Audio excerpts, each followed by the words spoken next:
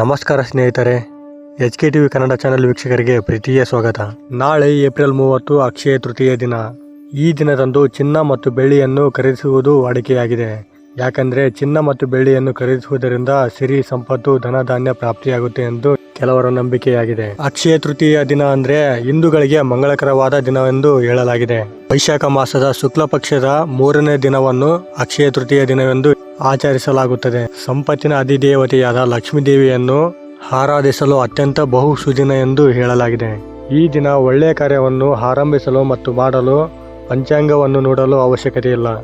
ಅಕ್ಷಯ ತೃತೀಯ ದಿನ ಯಾವುದಾದರೂ ಕಾರ್ಯವನ್ನು ಮಾಡಿದರೆ ಅಕ್ಷಯವಾದ ಪುಣ್ಯ ಪ್ರಾಪ್ತಿಯಾಗುತ್ತದೆ. ಅಕ್ಷಯ ತೃತೀಯ ದಿನ ಹೆಚ್ಚು ಮೌಲ್ಯದ ವಸ್ತುವನ್ನು ಖರೀದಿ ಮಾಡಿ ಮನೆಗೆ ತಂದರೆ ಆ ವಸ್ತು ಮನೆಯಲ್ಲಿ ಅಕ್ಷಯವಾಗುತ್ತೆ ಎಂದು ಹೇಳಲಾಗುತ್ತದೆ. ಅಕ್ಷಯ ತೃತೀಯ ದಿನ ಅಂದರೆ ತಟ್ಟನೆ ನೆನಪಾಗದೆ ಚಿನ್ನ. ಯಾಕಂದರೆ ಭಾರತೀಯರಾದ ನಮಗೆ ಮತ್ತು ಚಿನ್ನಕ್ಕೆ ಅವಿನಾಭಾವ ಸಂಬಂಧ ಇದೆ ಎಂದು ಹೇಳಬಹುದು.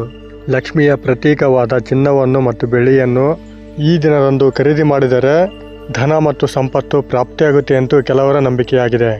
ಮಧ್ಯಮ ವರ್ಗದವರಾದರೂ ಸರಿ, ಕಡುಬಡವರಾದರೂ ಸರಿ ಈ ಸಮಯದಲ್ಲಿ ಚಿನ್ನವನ್ನು ಖರೀದಿಸಲು ಯೋಚನೆಯನ್ನು ಮಾಡಬೇಕಾಗುತ್ತದೆ.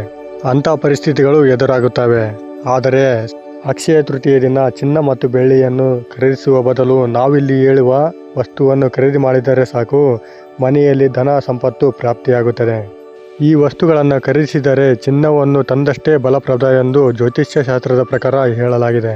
ಹಾಗಿದ್ರೆ ಬನ್ನಿ ಸ್ನೇಹಿತರೆ, ಯಾವ ವಸ್ತುಗಳನ್ನು ಅಕ್ಷಯ ತೃತೀಯ ದಿನ ಖರೀದಿಸಬೇಕೆಂದು ನಾವಿಲ್ಲಿ ತಿಳಿಸಿಕೊಡ್ತೇವೆ. ಅದಕ್ಕೂ ಮೊದಲು ನೀವಿನ್ನೂ ನಮ್ಮ ಚಾನಲನ್ನು ಸಬ್ಸ್ಕ್ರೈಬ್ ಮಾಡದೆ ನೋಡ್ತಿದ್ರೆ ದಯವಿಟ್ಟು ಈ ವಿಡಿಯೋಗೆ ಒಂದು ಲೈಕ್ ಕೊಟ್ಟು ನಮ್ಮ ಚಾನಲನ್ನು ಸಬ್ಸ್ಕ್ರೈಬ್ ಮಾಡಿಕೊಂಡು ಸಪೋರ್ಟ್ ಮಾಡಿ. ಈ ವಿಡಿಯೋವನ್ನು ಸ್ಕಿಪ್ ಮಾಡದೆ ಕೊನೆವರೆಗೂ ನೋಡಿ. ಮತ್ತು ಸಂಪತ್ತಿನ ಅಧಿದೇವತೆಯಾದ ಲಕ್ಷ್ಮೀ ದೇವಿಯ ಆಶೀರ್ವಾದ ಸದಾ ನಿಮ್ಮ ಮತ್ತು ನಿಮ್ಮ ಕುಟುಂಬದವರ ಮೇಲೆ ಇರಬೇಕು ಅಂತ ಬಯಸಿದವರು ಓಂ ಶ್ರೀ ಲಕ್ಷ್ಮೀ ದೇವಿಯೇ ನಮಃ ಅಂತ ಕಮೆಂಟ್ ಮಾಡದೆ ಮರಿಬೇಡಿ. ಅಕ್ಷಯ ತೃತೀಯ ದಿನ ಚಿನ್ನವನ್ನು ಖರೀದಿಸುವ ಶುಭ ಸಮಯ ಅಂದರೆ ಏಪ್ರಿಲ್ 30 ಬೆಳಿಗ್ಗೆ 5:40ರಿಂದ ಮಧ್ಯಾಹ್ನ 2:30 ಒಳ್ಳೆಯ ಶುಭ ಸಮಯ ಇರುತ್ತೆ. ಮತ್ತು ಅಕ್ಷಯ ತೃತೀಯ ದಿನ ಚಿನ್ನವನ್ನು ಖರೀದಿಸುವವರು ಚಿನ್ನವನ್ನು ಖರೀದಿಸಬಹುದು. ಇಲ್ಲ ಅಂದರೆ ಚಿನ್ನಕ್ಕೆ ಸಮವಾಗಿರುವ ಈ ವಸ್ತುವನ್ನು ಖರೀದಿಸಬಹುದು. ಗೋವಿನ ವಿಗ್ರಹ. ಗೋವು ಅಂದರೆ ಲಕ್ಷ್ಮೀ ದೇವಿಗೆ ಅತ್ಯಂತ ಪ್ರಿಯವಾದದ್ದು. ಹಾಗಾಗಿ ಅಕ್ಷಯ ತೃತೀಯ ದಿನ ಬೆಳ್ಳಿ ಅಥವಾ ಲೋಹದಿಂದ ಮಾಡಿದ ಗೋವಿನ ವಿಗ್ರಹವನ್ನು ಖರೀದಿಸಬೇಕಾಗುತ್ತದೆ. ಖರೀದಿಸಿ ಮನೆಗೆ ತಂದ ನಂತರ ಆ ವಿಗ್ರಹವನ್ನು ಮಹಾಲಕ್ಷ್ಮೀ ದೇವಿಯ ಪಾದದ ಕೆಳಗೆ ಇಟ್ಟು ಪೂಜಿಸಬೇಕಾಗುತ್ತದೆ.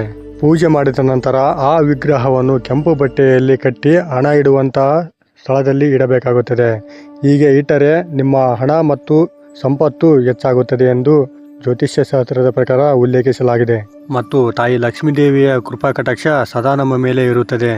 ಹಾಗೂ ತುಪ್ಪವನ್ನು ಅಕ್ಷಯ ತೃತೀಯ ದಿನ ಖರೀದಿಸಿದರೆ ನಕಾರಾತ್ಮಕ ಶಕ್ತಿ ಮತ್ತು ದುಷ್ಟಶಕ್ತಿಯನ್ನು ಒಡೆದೊಡಿಸುವ ಶಕ್ತಿ ಈ ತುಪ್ಪಕ್ಕಿದೆ.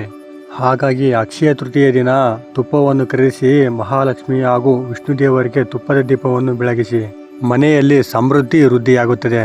ಹಾಗೂ ಬಾರ್ಲಿಯನ್ನು ಬ್ರಹ್ಮಾಂಡದ ಮೊದಲ ಆಹಾರವೆಂದು ಪರಿಗಣಿಸಲಾಗಿದೆ. ಬಾರ್ಲಿಯನ್ನ ಮಹಾಲಕ್ಷ್ಮಿ ಹಾಗೂ ಶ್ರೀ ವಿಷ್ಣುವಿಗೆ ನೈವೇದ್ಯದಲ್ಲಿ ಬಳಸಲಾಗುತ್ತದೆ. ಈ ದಿನದಂದು ಬಾರ್ಲಿಯನ್ನು ಖರೀದಿಸಿ ಮನೆಯಲ್ಲಿಟ್ಟರೆ ಅದು ನಕಾರಾತ್ಮಕ ಶಕ್ತಿಯನ್ನು ಹೋಗಲಾಡಿಸುತ್ತದೆ ಮತ್ತು ಧನಾತ್ಮಕ ಶಕ್ತಿ ವೃದ್ಧಿಯಾಗುತ್ತದೆ. ಮತ್ತು ಆಹಾರದಲ್ಲಿ ಯಾವುದೇ ಕುಂದು ಕೊರತೆ ಇರುವುದಿಲ್ಲ. ಬಾರ್ಲಿಯನ್ನು ಕನಕ ಅಂದರೆ ಚಿನ್ನಕ್ಕೆ ಸಮವಾಗಿ ನೋಡಲಾಗುತ್ತದೆ. ಬಾರ್ಲಿಯನ್ನು ಅಕ್ಷಯ ತೃತೀಯ ದಿನದಂದು ಖರೀದಿಸಿ ಲಕ್ಷ್ಮೀ ದೇವಿಗೆ ನೈವೇದ್ಯದಲ್ಲಿ ಇಡಬೇಕು. ಹೀಗೆ ಮಾಡುವುದರಿಂದ ನಮ್ಮ ಸಿರಿ ಸಂಪತ್ತು ಧನಧಾನ್ಯ ದ್ವಿಗುಣವಾಗುತ್ತದೆ. ಮತ್ತು ಇದರ ಜೊತೆಗೆ ಶ್ರೀಚಕ್ರವನ್ನು ಖರೀದಿಸಬೇಕು. ಇದು ಕೂಡ ಅಷ್ಟೇ ಶಕ್ತಿಯುತವಾದದ್ದು. ಈ ದಿನದಂದು ಈ ವಸ್ತುಗಳನ್ನು ಖರೀದಿ ಮಾಡಿದರೆ ನಮ್ಮ ಎಲ್ಲ ಕಷ್ಟಗಳು ದೂರವಾಗಿ ಸಿರಿ ಸಂಪತ್ತು ಧನಧಾನ್ಯ ಪ್ರಾಪ್ತಿಯಾಗುವುದು ಖಚಿತ. ನೋಡಿದ್ರಲ್ಲ ಸ್ನೇಹಿತರೆ, ಅಕ್ಷಯ ತೃತೀಯ ದಿನ ಯಾವ ವಸ್ತುಗಳನ್ನು ಖರೀದಿ ಮಾಡಬೇಕು. ಚಿನ್ನವನ್ನು ಖರೀದಿ ಮಾಡಬೇಕು. ಇಲ್ಲಾಂದರೆ ಚಿನ್ನವನ್ನು ಖರೀದಿ ಮಾಡದೆ ಸಾಧ್ಯವಾಗದವರು ಈ ವಸ್ತುಗಳನ್ನು ಖರೀದಿಸಬೇಕಾಗುತ್ತದೆ. ಈ ಮಾಹಿತಿ ಇಷ್ಟ ಆಗಿದೆ ಅಂತ ಅಂದ್ಕೊಂಡಿದ್ದೇವೆ. ಇಷ್ಟ ಆಗಿದ್ರೆ ದಯವಿಟ್ಟು ಈ ವಿಡಿಯೋಗೆ ಒಂದು ಲೈಕ್ ಕೊಡಿ. ಇನ್ನೂ ಹೆಚ್ಚಿನ ಮಾಹಿತಿಗಾಗಿ ನಮ್ಮ HKTV ಕನ್ನಡ ಚಾನಲನ್ನು ಸಬ್ಸ್ಕ್ರೈಬ್ ಮಾಡಿಕೊಂಡು ಸಪೋರ್ಟ್ ಮಾಡಿ. ಸಾಧ್ಯವಾದರೆ ಈ ವಿಡಿಯೋವನ್ನು ನಿಮ್ಮ ಫ್ರೆಂಡ್ಸ್, ಫ್ಯಾಮಿಲಿ ಹಾಗೂ ಗ್ರೂಪ್ಗಳಿಗೆ ಶೇರ್ ಮಾಡಿ. ನೀವು ಶೇರ್ ಮಾಡುವುದರಿಂದ ನಿಮ್ಮಿಂದ ಅವರಿಗೂ ಉಪಯೋಗ ಆಗಬಹುದು. ಧನ್ಯವಾದ.